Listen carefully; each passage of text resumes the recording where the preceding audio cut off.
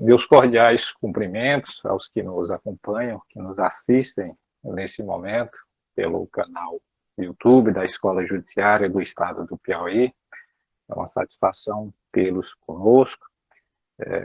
Em nome aqui do desembargador Fernando Lopes, diretor da Escola Judiciária, fico aqui meus cumprimentos aos colegas magistrados que nos acompanham, aos servidores, alunos da graduação, da pós-graduação, amigos e familiares. É uma satisfação enorme poder tê-los conosco aqui neste momento para debatermos um tema tão interessante, tão palpitante.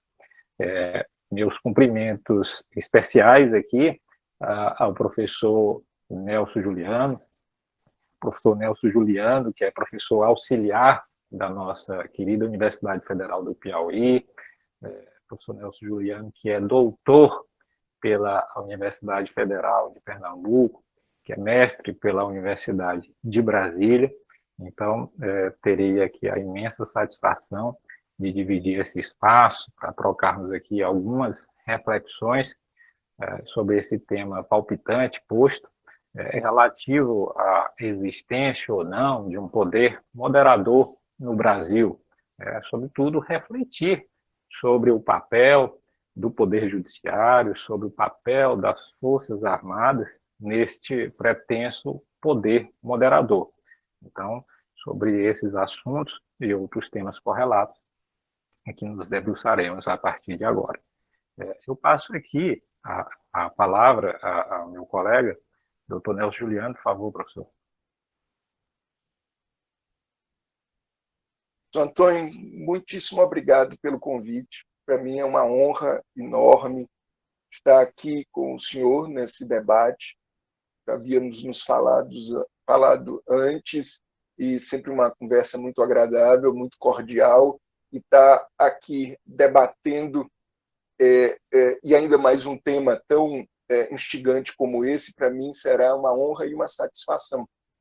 Eu também quero já antecipadamente parabenizar pelo canal da EJUDE no YouTube, e eu já tive a oportunidade de ver, não ao vivo, mas vi no repositório, vi as lives que estão lá disponíveis, muito instigantes, e para todos nós servirá de parâmetro para reflexões e para introdução aos temas relevantes para o país. Muito obrigado novamente pelo convite. O prazer é todo nosso, professor Juliano. Me permita aqui chamar, eu sei que o senhor é professor muito querido, por sinal. Professor, para mim, na realidade, é elogio, então imagino que não haja nenhum problema. Então, eu faço coro também aqui, louvar a Escola Judiciária, na pessoa do nosso diretor, Fernando Lopes, que muito bem tem conduzido a administração da escola, que tem proporcionado aos seus magistrados e servidores aí um sem número de cursos, de capacitações, no intuito de trazer informações e que esses profissionais possam servir melhor à sociedade. E nessa linha de raciocínio tem promovido diferentes lives com variados temas aí muito agradáveis, e todos eles da ordem do dia, como o tema que enfrentaremos hoje. Então, professor, eu inicio aqui fazendo uma breve incursão sobre o nosso tema. É um tema abrangente, mas é claro que nós lidaremos aqui com o tempo que temos, aproximadamente 1 hora.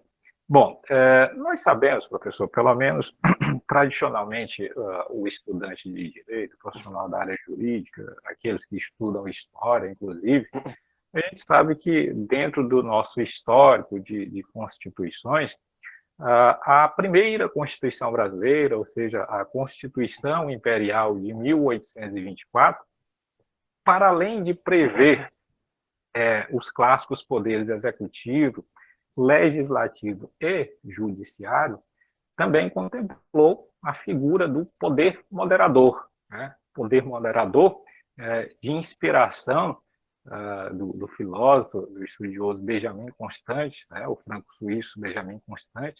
Então, esta inspiração francesa, mais ou menos de 1814, ela, 10 anos depois, vem reverberar e aparece dentro da nossa Constituição Imperial.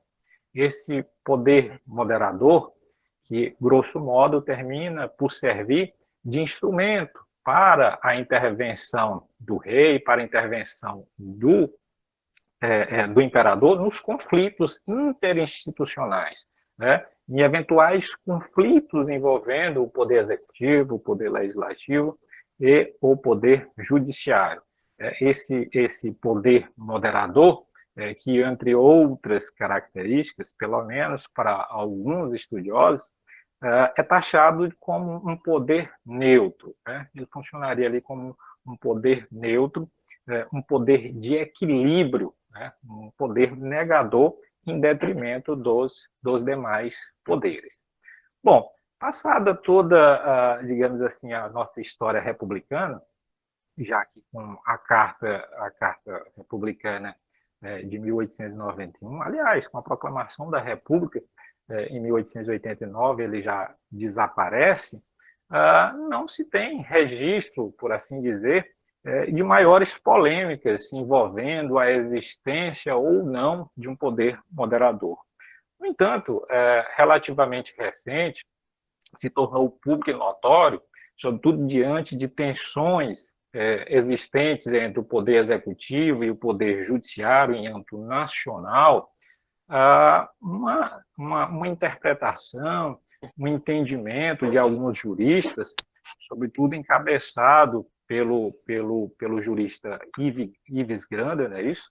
Professor Ives Granda, ao entendimento, né? Segundo ele, esposou o entendimento que o artigo 142 da nossa Carta Magna, que versa sobre as Forças Armadas, então, no entendimento dele, eventuais tensões entre os poderes, designadamente entre o poder executivo e o poder judiciário, supostamente poderiam ser dirimidas, né?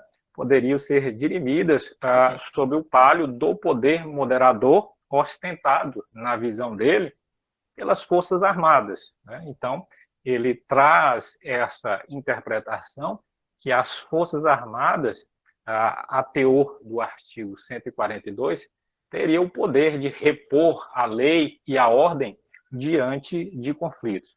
É claro que a gente sabe que esses conflitos que vêm e que permanecem na nossa história recente, eles decorrem, não raras vezes, de pontos de vista, né, de ideologias político-partidárias, o que não é o objeto aqui da nossa discussão, pelo menos do ponto de vista aqui principal, por assim dizer, já que a temática aqui seria muito mais técnica, né, a temática mais técnica.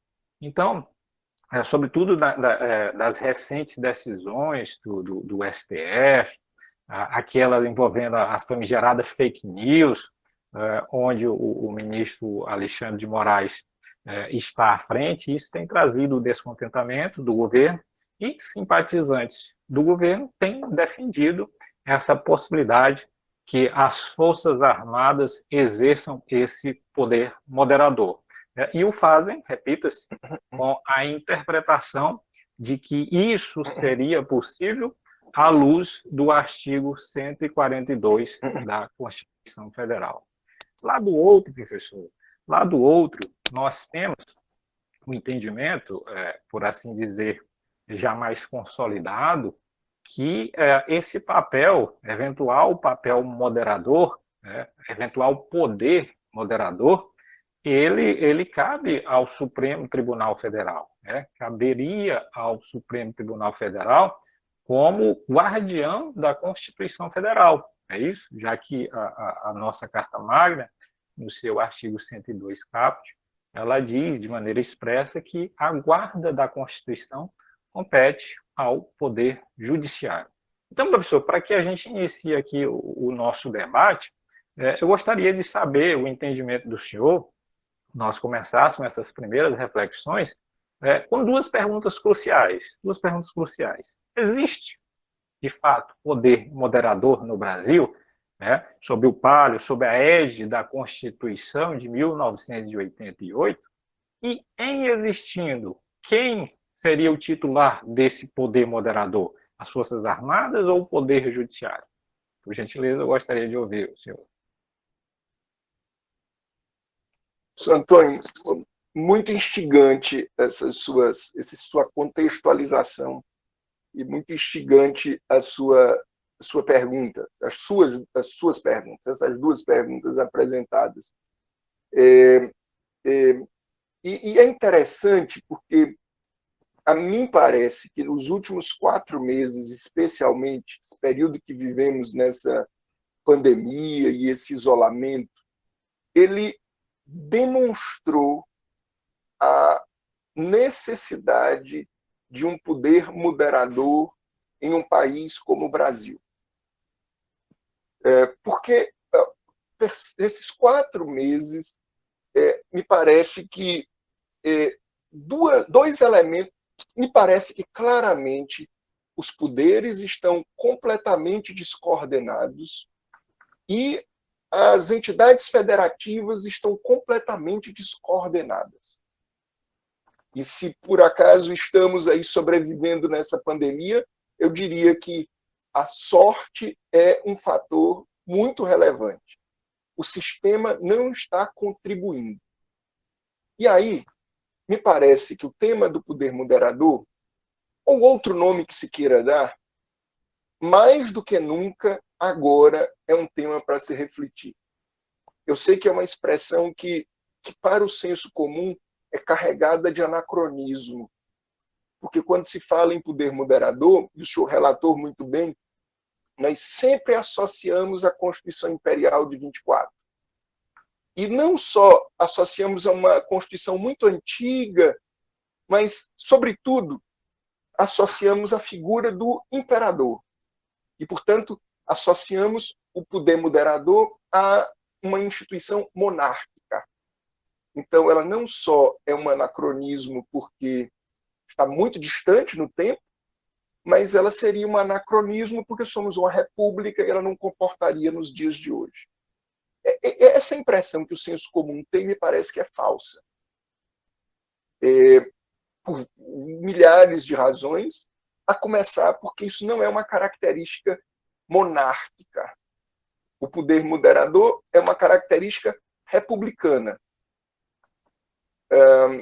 E para quem acha também que ele foi um exercício arbitrário do poder pelo imperador, todas as informações, todos os dados, todos os registros que se tem dizem exatamente o oposto.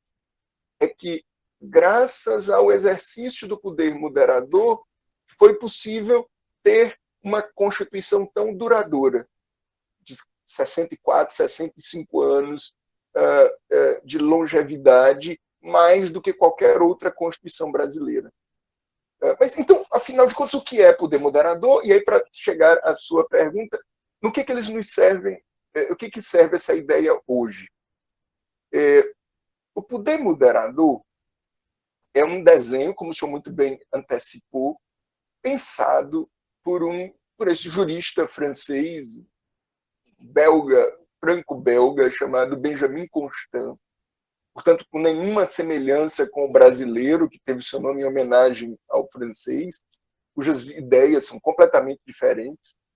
E Benjamin Constant, em verdade, ele estava lendo Montesquieu e estava respondendo a um problema que Montesquieu respondeu, mas ele achava que não era uma resposta satisfatória. Ora, se eu tenho vários poderes, se eu tenho vários órgãos, e todos eles se controlam mutuamente, ou, eventualmente, cooperam entre si, ou coisa parecida, enquanto eles estão cooperando bem, enquanto esse controle é um controle visando o bem comum, um controle prudente, bem.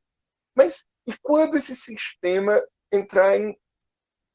tiver um curto-circuito? E quando esse sistema gerar inação? E quando descoordenar tudo, porque se são independentes, cada um faz o que quer. Se eles se controlam, cada um desfaz o que o outro fez. Se eles devem cooperar, cooperar exige boa vontade mútua. porque se um coopera e o outro não coopera, isso não nos adiantará muito. Ou seja, o que Benjamin Constant está querendo dizer é, se não tiver um quarto, se não tiver um extra que organize tudo, o desfecho será o pior. Mas há um detalhe nesse poder moderador que torna ele tão fascinante. O poder moderador é um poder que não exerce poder. Ele coordena todos, mas ele próprio não age. Ele controla todos, mas ele desfaz, mas não faz. Por exemplo, o poder moderador no Brasil imperial, ou seja, nas competências do imperador, é o indulto. Portanto, ele indulta, mas ele não julga. O veto é uma prerrogativa típica do poder moderador. O imperador, portanto, não sancionava, que é a expressão da Constituição, vetava, mas ele não podia fazer leis. O imperador poderia dissolver o parlamento, mas não poderia deixar de convocar um novo parlamento. Ele poderia demitir o primeiro-ministro e o gabinete, mas ele não escolhia livremente. Enfim, esse primeiro-ministro havia de ter dependência com o. Enfim, ele desfaz, mas não faz.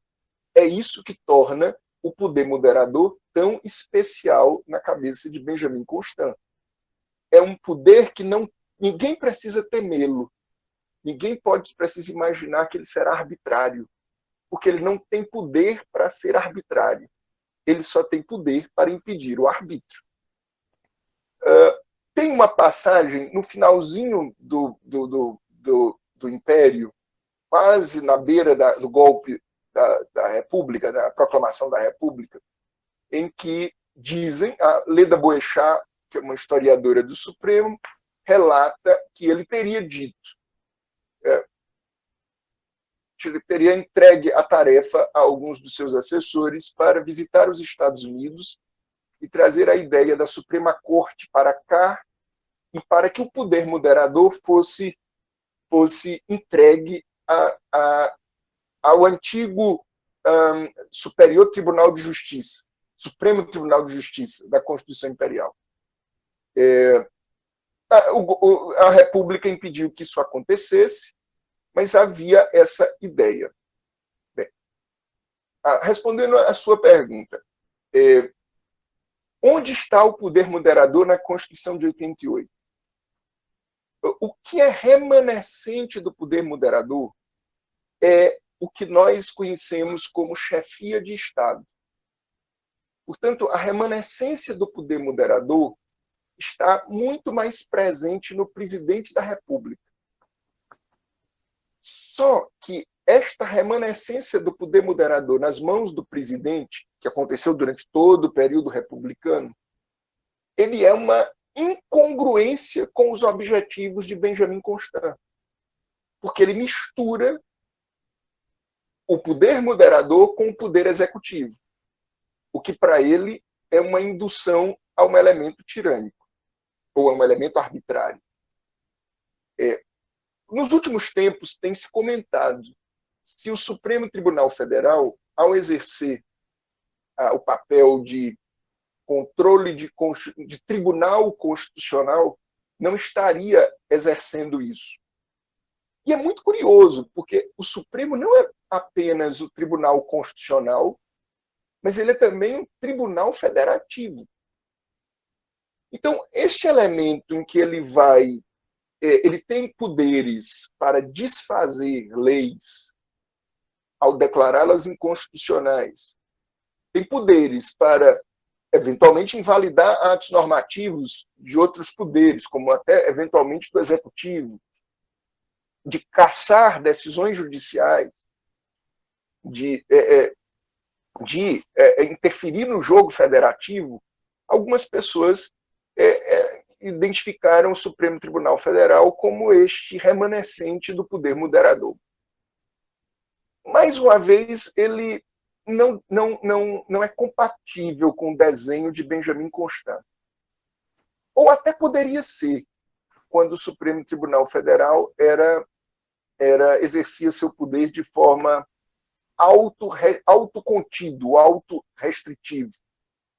Na medida em que, nos últimos 20 anos, o Supremo passou a ter uma atuação ativa, ele viola diretamente esse preceito do Benjamin Constant, que é: quem modera não pode exercer o poder. Porque se ele exerce o poder e ele limita os outros, ele exerce esse poder arbitrariamente. Para que ele possa exercer bem o poder, ele só pode desfazer o mal. Ele não pode nunca fazer o mal. De modo que o Supremo Tribunal Federal, no contexto dos últimos 20 anos, parece que não exerce isso. O que eu quero dizer é que um desenho do poder moderador com um pequeno erro transforma de um sistema que protege a liberdade e os direitos no sistema que solapa liberdades e direitos, porque cria um poder acima dos outros poderes. Um poder acima dos outros poderes que pode evitar o mal, mas também pode fazer o mal, é o pior dos cenários. E por fim, sua indagação ela gira em torno de um artigo que ficou polêmico nas últimas semanas, nos últimos meses, do professor Ives Gandra, defendendo que na Constituição de 88 haveria a previsão do artigo 142, se não me falha a memória, para que as Forças Armadas exercessem algo, embora não tenha esse nome na Constituição, equivalente ao poder moderador. O artigo já foi bastante criticado e, novamente, a leitura do texto, não vejo como chegar a essa interpretação.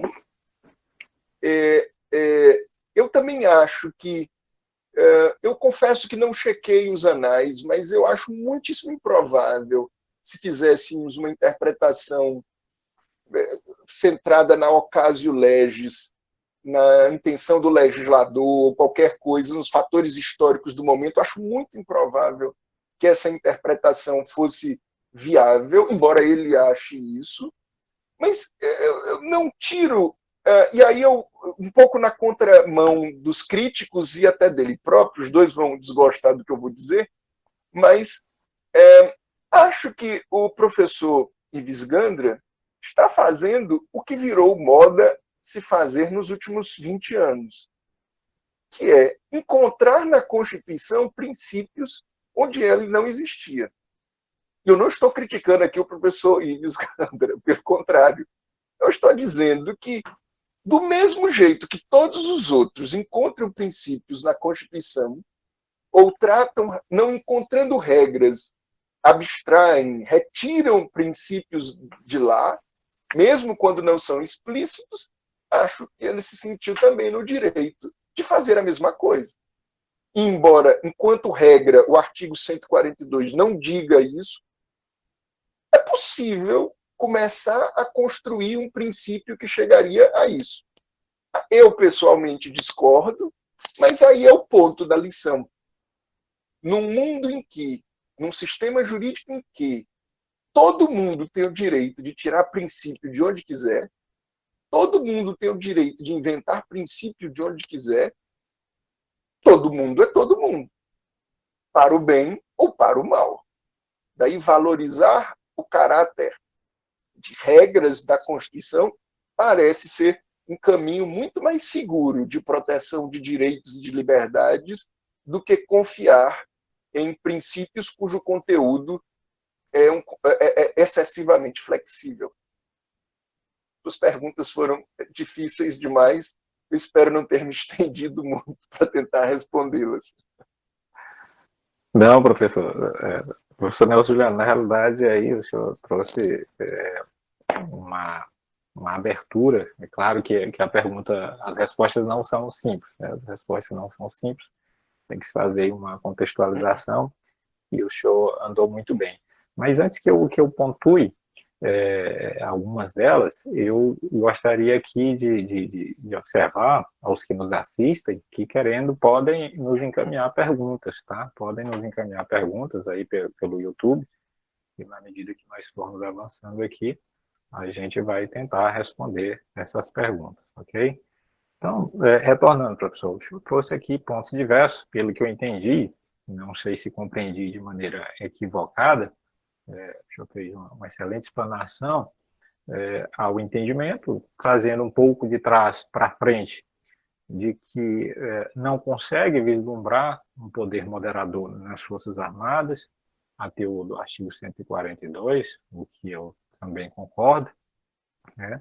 Até porque, se assim o fosse, se deixaria um poder ilimitado ou um poder superior nas mãos do presidente da República, né? O que, dentro do desenho plasmado no artigo 2º da nossa Constituição Federal, é inviável. Afinal de contas, os poderes são harmônicos e independentes entre si, né? Dentro daquela ideia do sistema de freios e contrapesos, né, que ganhou fama com Montesquieu. Eu gosto de brincar, ganhou fama com Montesquieu porque Aristóteles já tinha rascunhado, Locke já tinha se debruçado, e o Montesquieu ele termina sistematizando esse sistema de freios e contrapesos, pega a fama e termina sendo, digamos assim, um pouco melhorado pelos federalistas, né, pelos americanos.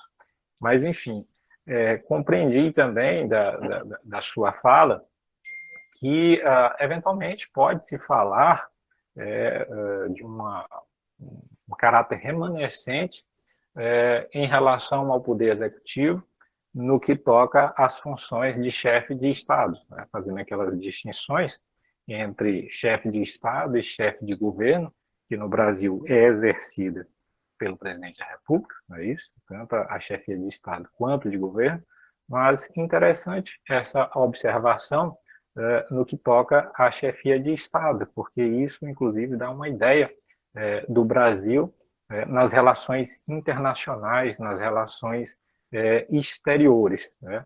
O que não deixa de fazer sentido. Embora eu tenha uma dificuldade, professor, de entender a existência, e não estou dizendo que concordo ou discordo com o senhor, de entender a existência do poder moderador nos estritos moldes previstos na Carta de 1824.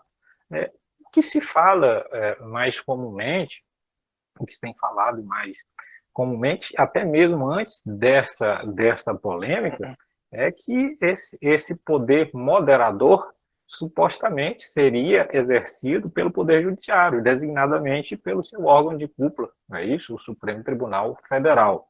Então, o Supremo Tribunal Federal, nos moldes plasmados pela Carta de 1988, dentro das suas funções, nomeadamente, como o senhor muito bem destacou, no que toca àquela função de corte constitucional, se aproximaria de um poder moderador, né? De um poder moderador. Também concordo quando o senhor fala que esse poder moderador, supostamente exercido pelo Supremo Tribunal Federal, se ele fazia sentido lá com a promulgação da Carta de 88, com o passar dos anos, designadamente a partir de 2003, quando a gente tem uma nova formação, né? Começam a vir novos integrantes para aquela corte que antes era taxada de autocontida, de autorrestritiva, sobretudo depois da aposentadoria do ministro Moreira Alves. Essa corte, com a sua nova composição, ela passa a ter atuações mais proativas, né? Atuações essas que não raras vezes terminam trazendo polêmicas como essa, né? Polêmicas como essa que eu citava no início, em relação ao inquérito das fake news, dentro de diversos pontos, talvez o mais comentado é que o Supremo, com aquele entendimento, teria rasgado o princípio acusatório, o sistema acusatório, que em tese foi o nosso sistema adotado a partir de 88, e na legislação infraconstitucional, sobretudo depois da Lei 13.964, de 2019, o famoso pacote anticrime. Então, a partir do momento que o STF concentra essa investigação consigo, teria tirado um papel do STF, um papel do Ministério Público, um papel do Ministério Público, o que trouxe o descontentamento do governo. E não estou falando ou fazendo nesse momento aqui um juízo valorativo de certo ou errado, muito mais narrativo. E dizer, claro, que essas decisões taxadas de ativista, não necessariamente essa, repito, não fiz juízo de valor, elas poderiam, num primeiro momento, se imaginar o poder judiciário, o seu órgão de cúpula, STF, como aquele capaz de exercer um poder moderador nas grandes questões nacionais, naquelas questões em que os poderes políticos eleitos, eles não raras vezes se omitem, principalmente porque essa omissão ela é proposital, porque se feita, isso gera descontentamento, o descontentamento vai perder voto, então termina debitando no Poder Judiciário. No entanto, o Poder Judiciário talvez, em algumas situações, tenha se excedido, e esse excesso lá do ativismo judicial, a gente não vai ingressar aqui, porque seria um outro tema, é um tema para uma outra live, ele colide, por assim dizer, com essa pretensa fatia, com essa possibilidade de que o Poder Judiciário, o Supremo Tribunal Federal, no Brasil, possa fazer, às vezes, de poder moderador. Então, nesse sentido, para retomar a fala para o senhor, professor, eu gostaria de saber o seu entendimento se o artigo 1º, o parágrafo único da nossa Constituição, que diz que todo poder emana do povo, se o próprio artigo 2º, que fala da harmonia e independência entre os poderes, professor, se a própria disposição do título 5, que fala lá da ordem democrática, das instituições democráticas no Brasil, se esses mecanismos eles não contradizem, eles não chocam com um eventual poder moderador.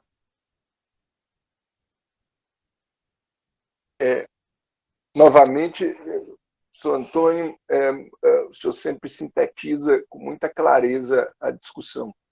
De forma muito didática, de forma muito clara e, ao mesmo tempo, de forma muito densa, o que me deixa bastante confortável para desenvolver um ou outro aspecto que o senhor levanta. Acho que o senhor tem toda a razão. Nós, às vezes, imaginamos o poder moderador nos moldes da Constituição de 24, como se ele, por exemplo, só pudesse ser exercido por uma pessoa. É curioso que uma obra inicial do próprio Benjamin Constant, chamado Fragmentos de Reformulação do Sistema Político, algum nome assim, o próprio Benjamin Constant defendia um poder moderador, que ele chamava de poder neutro, exercido por um órgão colegiado. E eu sei que é bastante desconhecido, mas na América Latina, no México, na Colômbia, ali na América do Sul, mais para o norte, nós tivemos várias experiências efêmeras, é verdade, de aplicação do poder moderador em órgãos coletivos. O México, por exemplo, criou, numa das suas constituições, de 1834, se não me engano, o que ele chamava de Supremo Tribunal Moderador, algum nome parecido. Nas constituições da Venezuela, da Colômbia, etc., por ali já houve Conselho dos Censores, etc. E no Brasil, na Constituição de 1934, o Senado ele era nominalmente parte do poder coordenador e não do poder legislativo. Então, não é de todo estranho o poder moderador ser exercido por órgãos colegiados. E eu digo isso, fiz essas colocações para chegar na discussão sobre se o Supremo é mesmo o poder moderador. E, aproveitando, e se isso não estaria violando um preceito democrático, já que é um órgão, para alguns, aristocrático, mas, pelo menos, se não for aristocrático, é um órgão não eletivo, portanto, não sujeito nem à escolha popular, nem ao controle popular. Porque, de novo, a vitaliciedade impede uma renovação pelo voto, uma renovação imediata, uma renovação muito demorada e tal. Diante desse cenário, como eu acho que esse tema ganharia uma clareza maior? Eu sei que é uma ideia controvertida, mas a mim parece que, pelo menos para fins didáticos, ela serve. Se nós considerássemos que o Supremo Tribunal Federal não é órgão judicial. Um detalhe mais simples. Se simplesmente mudássemos o nome de Supremo Tribunal Federal para Areópago, ou mudássemos o nome de Supremo Tribunal Federal para Conselho Supremo, ou Senado, pronto.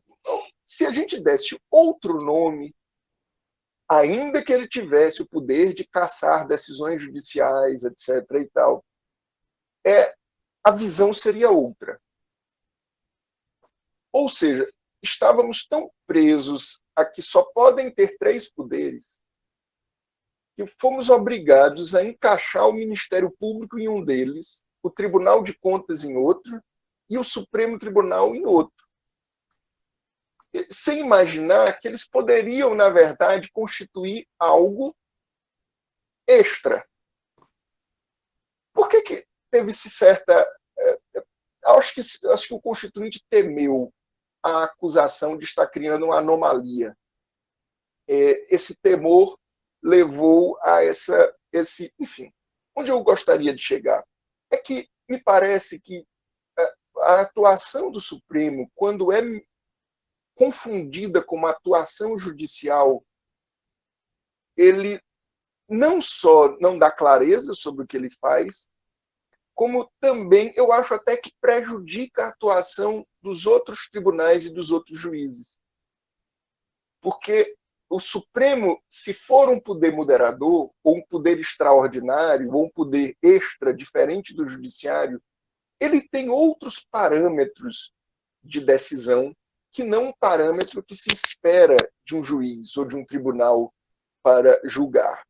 E eu acho que isso acaba causando uma grande distorção no sistema inteiro. E aí vemos esse exemplo desse inquérito das fake news, que é algo que julga, que é algo que... enfim, essa dinâmica começa a ficar muito confusa, especialmente porque aquele que se coloca acima de todos os outros, como se necessariamente alguém tivesse que falar por último, esse alguém que vai falar por último num desenho de poder moderador, ele tem que pagar um preço muito alto, que ele não exerce poder. O poder moderador, para estar acima dos outros, ele está acima dos outros não porque ele manda nos outros, ele está acima dos outros porque, num status superior aos outros, ele controla sem mandar. Mas qual é o ponto-chave disso no confronto com o preceito democrático? É que, quando, por exemplo, eu digo que quem dá a última palavra é o presidente, ou quem dá a última palavra é o Congresso, quando eu digo que quem dá a última palavra são estes 2 órgãos, em verdade, eu estou dizendo que quem dá a última palavra é o povo. Porque estes sujeitos às eleições periódicas estão sujeitos também a serem trocados pelo eleitor. Eu não estou aqui invalidando o Supremo, muito pelo contrário. Mas aí seria o tema de outra discussão. Se o povo é capaz mesmo de tomar boas decisões. Eu teria sérias desconfianças se a maioria é capaz de tomar boas decisões. Mas não há garantias nenhuma também de que a maioria do Supremo Tribunal Federal seja capaz de tomar boas decisões. E, sinceramente, sem retirar a autoridade constitucional que o Supremo tem, entrando num juízo de cidadão quanto a algumas das decisões tomadas lá, eu diria que toma, eventualmente, decisões muito ruins. Esse é o grande embate. Mas, nessa situação, o que eu veria? Se o Supremo Tribunal Federal, neste desenho que se configurou, não pelo texto constitucional, mas pela prática constitucional, especialmente nos últimos 10 anos, especialmente nos últimos 2 anos, de um Supremo excessivamente poderoso, me parece que para o desenho, para a dinâmica política brasileira, é péssimo, já que, bem ao estilo de Benjamin Constant, aquele que exerce esse poder máximo tem que pagar o preço. E o preço é não exercer o poder. Controla os outros, mas ele próprio não pode fazer mal. E o primeiro preço a pagar é não julgar. Ele pode invalidar julgamentos, mas ele não pode julgar no lugar. Ao invalidar julgamentos, ele retorna ao órgão que julgou, por exemplo. Ao invalidar uma lei, ele não pode colocar uma lei no lugar. Ele devolve ao legislador para fazer a lei. Ao dizer que um determinado ministro não pode tomar posse, que me parece que já é uma violação da separação de poderes, ele não pode dizer quem vai ocupar o cargo no lugar. Então, estes elementos são elementos muito problemáticos disso. Mas, como ele disse, para uma outra discussão, me parece que o preceito democrático precisa ser equilibrado com eventuais órgãos não democráticos. Isso não pode fazer com que os órgãos não democráticos solapem a vontade da maioria, ainda que seja periódica. Mas, enfim, o grande problema da discussão atual é que teorias e doutrinas e ideologias não democráticas têm afirmado enfaticamente que são democratas, que são democráticas. E, estranhamente, essas teorias não democráticas estão convencendo todos que elas são democráticas. E aí o debate perde completamente a clareza. Professor, muito boa a sua explanação. Na realidade é que cada um ponto que o senhor traz aí de tão rico dá uma live, né? Cada um desses pontos, e fica aqui a tentação, né, de poder comentar cada um deles, né? Infelizmente aqui o tempo não permite, eu vou tentar ser conciso, mas antes disso, né, eu gostaria aqui de fazer uma breve explanação. Teve uma pergunta aqui da Cláudia Lima, e eu creio que, de alguma forma, nós já respondemos, mas eu posso fazer mais algumas considerações, o senhor também. Ela pergunta, então, como é que nós podemos interpretar o artigo 142 da Constituição Federal. Então, imagino eu, e ela quer saber se esse artigo 142 da nossa Carta Magna, se ele autoriza esse poder moderador às Forças Armadas. Na minha singela opinião, e aqui vai para uma opinião jurídica, não estou fazendo aqui qualquer tipo de análise ideológica, não vislumbro de forma alguma esse poder moderador das Forças Armadas.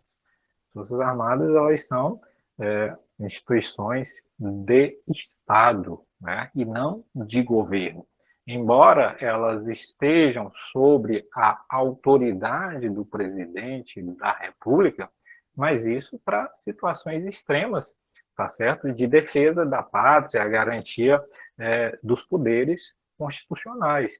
Então, isso não pode induzir a ideia ou a interpretação de que, por existir, pelo fato das Forças Armadas estarem subordinadas ao presidente da República, que ele teria um superpoder e que essas Forças Armadas, numa eventual colisão, numa eventual tensão entre os poderes legislativo, executivo e judiciário, seriam, então, teriam como árbitro as Forças Armadas. Eu não consigo ver essa interpretação. Até porque a intervenção militar no Brasil, pelas próprias disposições do título 5 da nossa Carta Magna, elas são exceção, é uma excepcionalidade. Né? É uma excepcionalidade no caso de estado de sítio, sobretudo.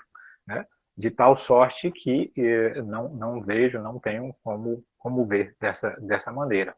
É interessante até dizer que se assim o fosse regido, eu não lembro exatamente, isso foi numa exposição de motivos, salvo engano, do Senado, num documento do Senado, que trouxe uma frase bastante interessante que eu vi, que diz que se assim fosse, seria imaginar que a nossa Constituição tem uma cláusula de suicídio institucional, né? O que não se afigura prudente. Então, em resumo, depois eu devolvo aqui a palavra ao professor Juliano, eu não vislumbro esse poder moderador extensível às Forças Armadas. E aqui vem a linha de raciocínio do professor Nelson Juliano, quando ele fala que não entende como estranho o poder moderador, ou pelo menos a essência desse poder moderador, em órgãos colegiados, né, não eventualmente numa única pessoa. O professor traz aí a questão da própria atuação do Poder Judiciário, do Supremo Tribunal Federal, que tem um viés aristocrático dentro daquela lógica, não é, professor, que é um tema bastante instigante, que o Poder Judiciário exerce no que toca ao controle de constitucionalidade, principalmente aí no controle concentrado exercido pelo STF, né, aquela famosa dificuldade contra-majoritária, né, que foi disseminada por Alexander Bickel. Né? Então, Alexander Bickel falava dessa dificuldade contra-majoritária, exatamente pelo fato de que membros de um poder não eleito, que é o Poder Judiciário, no Poder Judiciário, os juízes, independente da corte, não são eleitos. No caso do Supremo, sim, há uma escolha, mas não necessariamente uma eleição popular. Então, se questiona como pode membros de um órgão, de um poder não eleito, terem o poder de invalidar leis aprovadas por pessoas que gozam do batismo da vontade popular. É claro que isso tem toda uma discussão que não comporta aqui nessa live. Né? O professor fala ainda aí da questão da dificuldade da gente compreender, na atualidade, a existência de três poderes, uma dificuldade do nosso Constituinte de 88 de alocar Tribunal de Contas, Ministério Público, e aí, professor Nelson Juliano, eu recordo aqui de uma obra bastante célebre envolvendo essa temática, bastante trabalhada pelo professor Bruce Ackerman, um americano, quando ele fala exatamente da nova separação de poderes. Né? O fato de, entre aspas, ter sido bem desenhada a separação de poderes no tradicional entendimento do executivo, do legislativo e judiciário, diz ele, não implica dizer que na modernidade, nos tempos atuais, não possamos ter outros poderes, outras instituições que assim possam agir. Tá? Então, é uma outra discussão. E o senhor colocou também um outro ponto aí bastante interessante, quando fala das decisões do Supremo, né, dessa pretensão do Supremo de dar a última palavra. Eu concordo, claro, que do ponto de vista jurídico, se nós estivermos trabalhando com querelas comuns, eu vou chamar assim, fora da ordem constitucional, essa do dia a dia, dos fóruns, por assim dizer, nós precisamos de uma segurança jurídica e essa segurança jurídica, a última palavra é conferida pela nossa Constituição ao Poder Judiciário. Né? O Poder Judiciário a quem cabe resolver litígios em caráter de definitividade, quando serão, então, alcançados pelo Instituto da Coisa Julgada. No entanto, quando nós trabalhamos matérias de ordem constitucional, devido à sua grandeza, à sua importância, essa figura da última palavra, ela soa estranho, né? Eu particularmente, numa modesta obra que escrevi, produto do meu mestrado, eu falo um pouco disso quando eu digo, acompanhado de outros atores também, no sentido do que o máximo que a gente pode falar é de uma última palavra provisória, já que os interesses, os bens jurídicos tutelados pela nossa Constituição, eles, de tempos em tempos, têm entendimentos alterados pela população, pelaquela geração, e a atual geração pode ter um entendimento da anterior, enfim, de tal sorte que essa última palavra em matéria constitucional não pode ser vista, imagino eu, de maneira definitiva.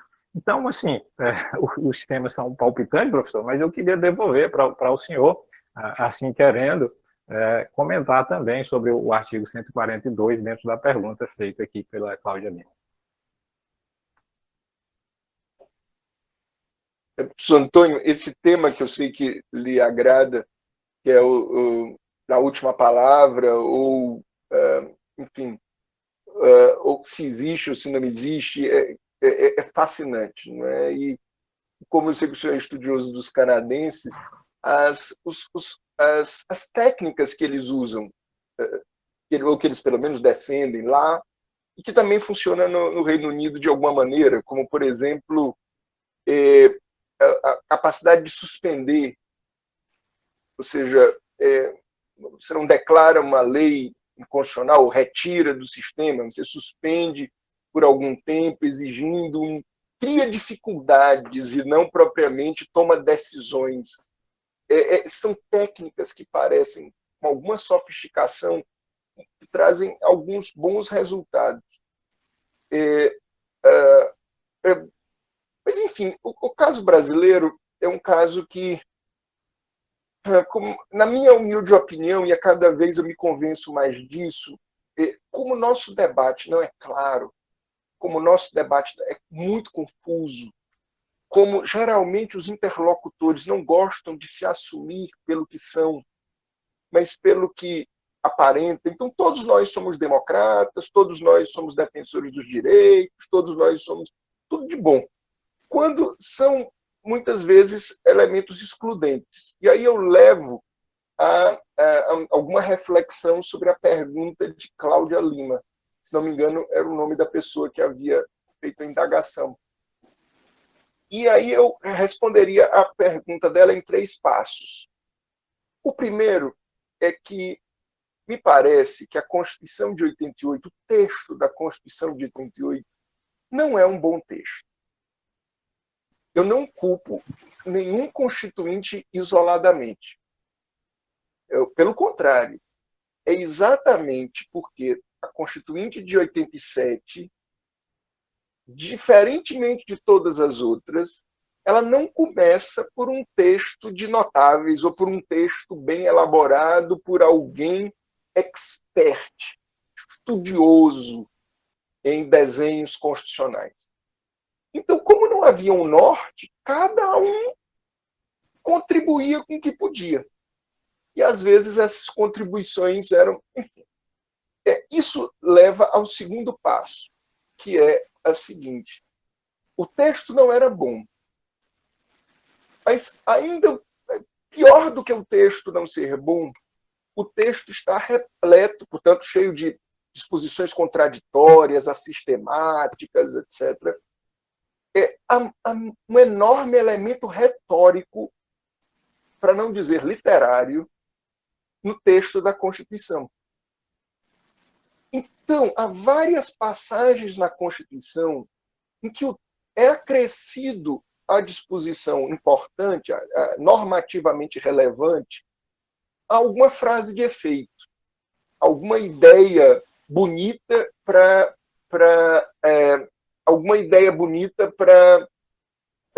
dar uma certa, transformar aquilo quase que num manifesto. E nesse sentido, vejam, e aí vem o terceiro passo. O Constituinte de 87 nunca imaginou que ele estava construindo, que estava escrevendo um documento de princípios. Ele estava escrevendo um documento de regras. Então, estas cláusulas vagas, esses textos vagos, eles estavam ali não para serem convertidos em princípios que deveriam ser interpretados. Não! Eles estavam ali para adornar, para...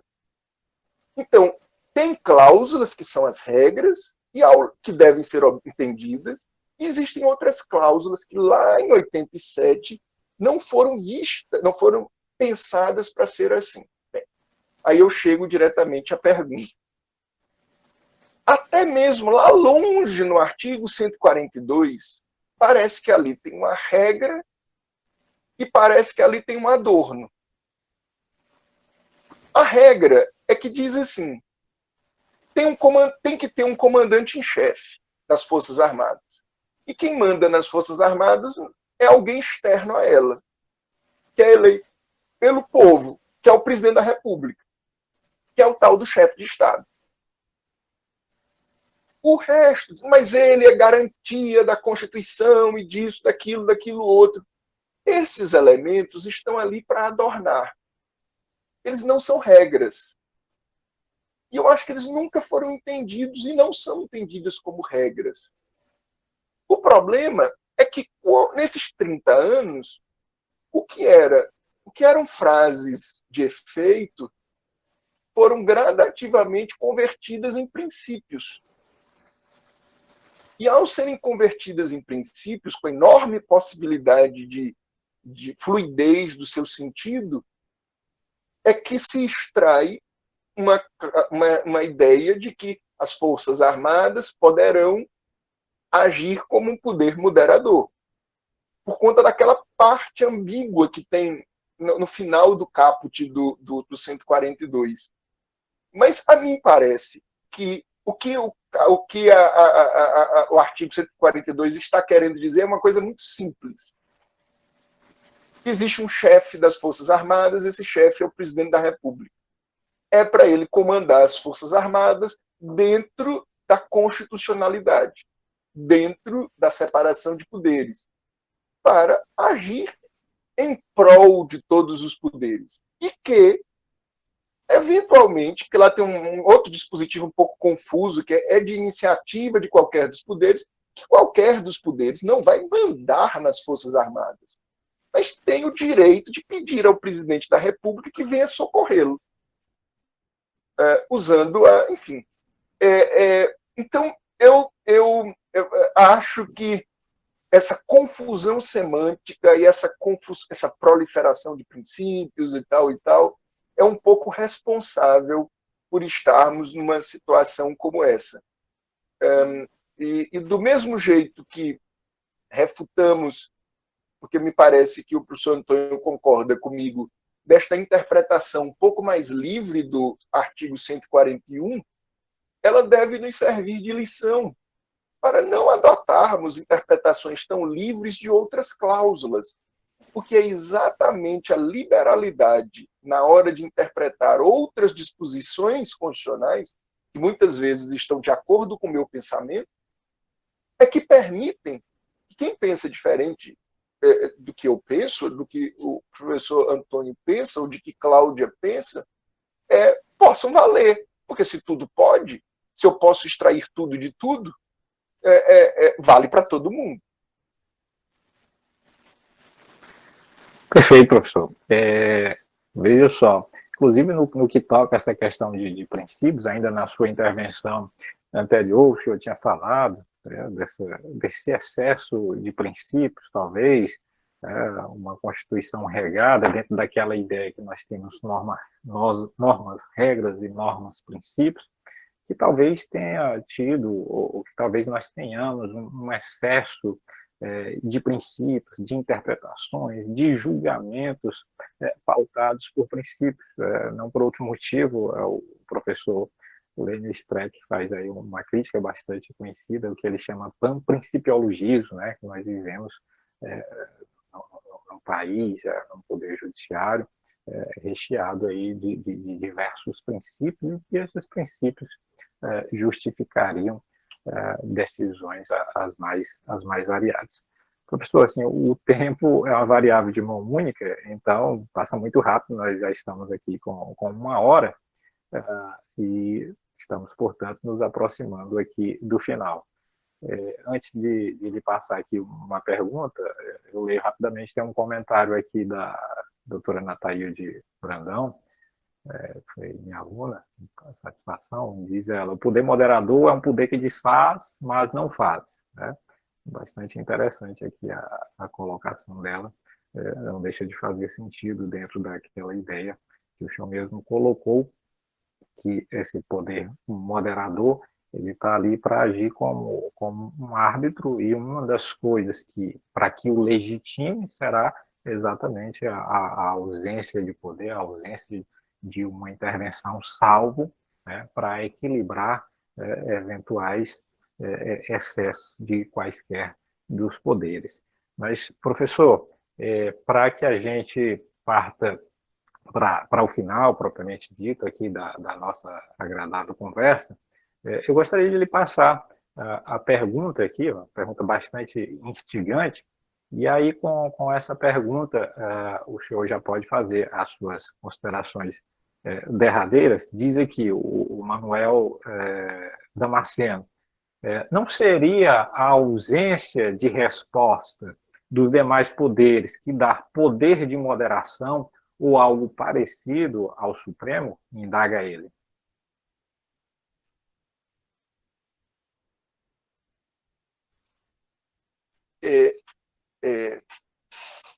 Sou Francisco e Manuel, o público é muito, esse público deste canal da EJUD é muito bom, porque as perguntas são muito bem formuladas. Exatamente. E seus ex-alunos estão muito preparados também, participando dessa discussão.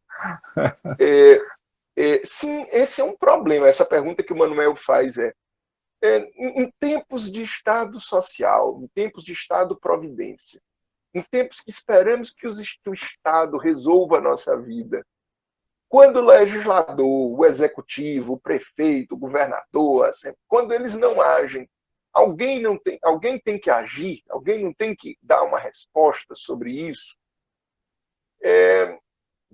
Sim, essa é uma boa pergunta. Usualmente, a resposta que se dá a isso é: deixe que o presidente seja protagonista. Essa é uma ideia que vem desde a República de Weimar, por exemplo, tinha esse desenho. Precisamos de um presidente forte, um presidente que represente a nação, que é exatamente para ele agir, porque já se entendia lá em 1920, na década de 1910, na República de Weimar, algumas figuras como Carl Schmitt já dizia: o parlamento, pela sua própria estrutura moderna, ele é excessivamente fragmentado, ele não chega a posições, ele não vai agir, enfim. Isso reverbera no modelo constitucional brasileiro de 34 e de 37, que tinha nitidamente esse perfil. Então, a primeira resposta que eu lhe daria era: eu não sei lhe dizer se o Supremo seria melhor do que o presidente para suprir estas omissões. Esta é a primeira questão que eu estou levantando. Especialmente porque, quando o Supremo é aquele que age na inação dos outros, não tem mais ninguém para controlá-lo. Quando é o presidente que age na inação do Congresso, haverá sempre um terceiro para fazer esse tipo de controle. Mas eu diria que a sua pergunta é muito mais densa ainda do que essa resposta que eu lhe dei. E há alguns estudiosos, especialmente um norte-americano chamado John Ferrejon, que tem a ideia, não é dele, mas ele tem falado com muita ênfase a seguinte situação. Olha, quando o corpo político está excessivamente fragmentado, esse corpo político não consegue sair do lugar. E aí sim, um tribunal constitucional, uma Suprema Corte ou um Supremo Tribunal Federal quase que inevitavelmente ocupa esse espaço. Como se houvesse uma lacuna de poder. O que ele quer dizer com isso? Olha, quando o presidente faz e o Congresso desfaz, quando o Congresso tem tantos partidos que nenhum partido é majoritário para levar adiante uma política. Quando há, para usar a expressão que ele usa, quando há uma fragmentação política, sobra para o judiciário agir. Bem, essa ideia dele faz muito sentido no Brasil, pelo menos ele bate com os últimos 20 anos e a gente percebe mesmo governos em que o presidente tem uma maioria sólida no Congresso, a atuação do Supremo é mais contida. Quando o presidente se fragiliza, ou quando ele não tem uma... Porque aí a fragmentação é do poder político. Enfim, quando há uma força coesa no Congresso, aliada a uma força conduzida pelo presidente, não há espaço para Supremo, Suprema Corte, Tribunal Constitucional. Então, eu lhe dei duas respostas. A primeira resposta, que era essa o que fazer quando o Estado está paralisado e as demandas surgem. Um liberal diria, tanto menos Estado quanto melhor, deixe que as pessoas resolvam suas vidas. Um democrata diria, vamos ajustar as contas nas próximas eleições. Então, se estamos parados, é porque o povo não conseguiu um consenso sobre as coisas e assim por diante. Enfim, há ainda uma outra resposta, eu vou me estender um pouco a mais, professor Antônio, só para dar essa a um americano chamado Cass Sunstein, que tem uma ideia bem interessante sobre como deve ser a atuação de todo mundo, e ele, assim, ele é um pouco preocupado com decisões extremadas. Ele acha que questões que são muito polêmicas, questões que são muito controvertidas, elas devem ser vistas com cautela. Qual é a primeira cautela? Ele acha que a Suprema Corte, porque ele é americano, não deve se meter nessas questões. Quem deve resolver são os órgãos políticos. Mas aí, a ideia, se é ingenuidade ou não, é outra questão, ele vai dizer, os órgãos políticos têm capacidade de tratar as questões polêmicas de forma conversada.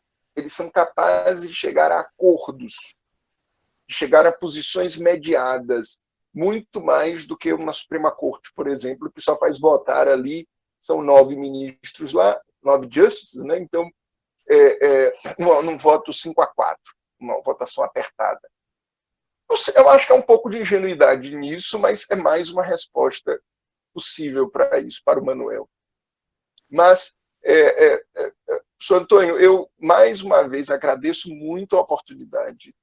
Conversar com o senhor foi muito prazeroso e enriqueceu muito minhas reflexões sobre o assunto, não só pela clareza na exposição e nas instigantes perguntas, como também na sua discreta, mas densa opinião sobre os temas, e educada também, sobre os temas tão complexos que nós discutimos até agora.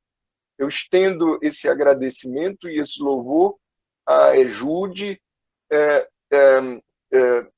por estar desenvolvendo um programa, um projeto tão bom como esse. Parabéns. Muito obrigado, professor Juliano.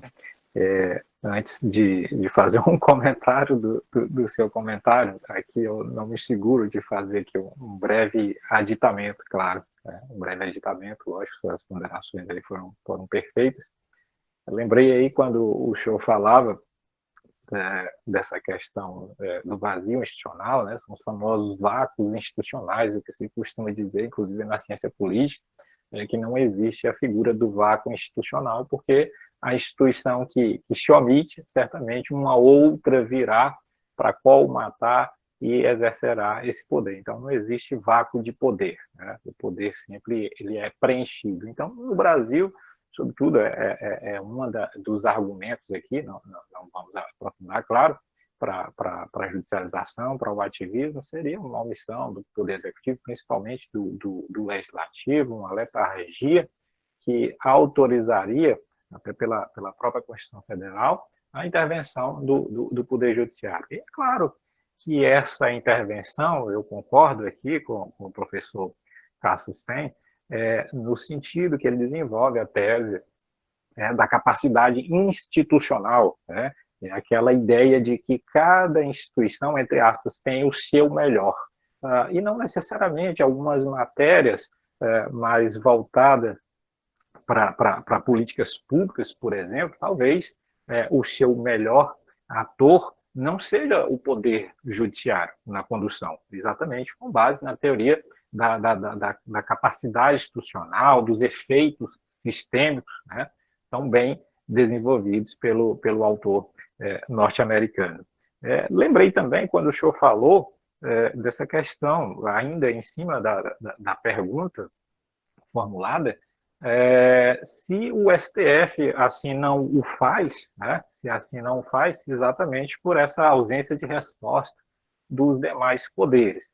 Cai nessa ideia de vácuo institucional, mas também sem perder de vista esse cuidado que o Supremo tem que ter com suas respostas, de saber se ele é o ator, se ele é o poder mais habilitado para tratar desta matéria. E eu lembro, quando falamos nisso, de Jeremy Oldham, isso, neozelandês, radicado nos Estados Unidos, que ele diz que somos muitos e discordamos de tudo. Então, nós vivemos numa sociedade que discordamos dos mais variados temas. E aí diz ele, se nós discordamos dos mais variados temas, será que o poder mais habilitado para dar uma última resposta, uma última palavra na interpretação da Constituição seria o Poder Judiciário, que sequer é eleito, de regra, aqui no Brasil não é? Ou seria por intermédio dos poderes políticos legitimamente eleitos? Então, ele é um ferrenho crítico do Judicial Review, do controle de constitucionalidade, e o faz dentro dessas premissas. Então é isso, professor. O tema, de fato, instigante, como ressaltado de início, dizer aqui da imensa honra de tê-lo conosco aqui, participando dessa live promovida pela nossa Escola Judiciária. Mais uma vez, agradecer o honroso convite do nosso diretor Fernando Lopes, da nossa superintendente aqui que nos assiste, a doutora Evangelina, não é isso? Todos os colegas aqui magistrados, e aqui a doutora Carmen, entre outros, servidores, meus alunos aí da graduação, da pós-graduação, e é claro, mais uma vez eu reitero aqui o agradecimento especial pela aceitação do convite ao doutor Nelson Juliano, excelente professor da nossa querida Universidade Federal, que muito nos honrou aqui com as suas judiciosas colocações. Esperamos em outra oportunidade tê-lo conosco, seja aqui nas lives ou na própria Escola Judiciária, para que possamos ter um pouco, nos abeberar um pouco do seu imenso conhecimento. Então, professor, muito obrigado a todos que nos assistiram e até um próximo encontro. Forte abraço.